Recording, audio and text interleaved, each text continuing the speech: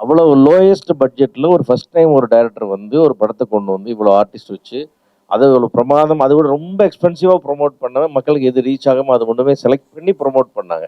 அதனால பப்ளிசிட்டியோட எப்படி பண்ணணுன்றது இந்த படத்தை ஒரு விஷயமா எல்லாரும் கற்றுக்கலாம். சும்மா தம் தூம்னு பப்ளிசிட்டி பண்ணால் ஓடுன்றது இல்லை, எப்படி பண்ணணுன்றது பப்ளிசிட்டி கூட இந்த படம் ஒரு ரோல் மாடலான படம் அது அமைச்சிச்சு.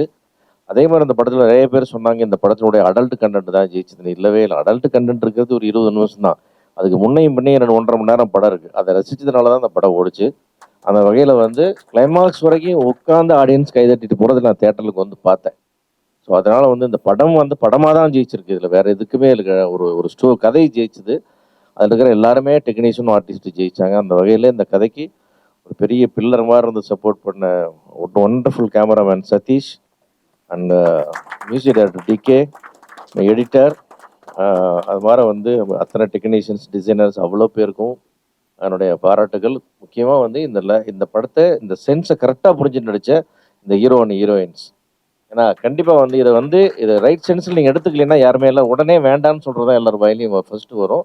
இது அல்டிமேட்டாக தேட்டரில் இந்த மேஜிக் நடக்கும்ன்றதை புரிஞ்சுக்கிட்டு ஒத்துக்கிட்டு நடித்த எல்லாத்துக்குமே இன்றைக்கி ஒரு பெரிய லைஃப் சினிமாவில் வந்திருக்கு. இன்றைக்கி வந்து பாலாஜி வந்து லைம் லைட், அதுக்கு ஒரு பெரிய ஃபியூச்சர் ஒன்று இருக்கா, வரிசை கியூ கட்டி நிற்கிது. இந்த ஹீரோயின்ஸ் எல்லாத்துக்கும் நிறைய வாய்ப்புகள் தொடர்ந்து வருது. எல்லா டெக்னீஷியன்ஸும் நிறைய வாய்ப்புகள் வருது. அதுக்கெல்லாம் காரணம் இந்த ஃபயரோட மொத்த credit goes to my dear friend JSK. Thank you all.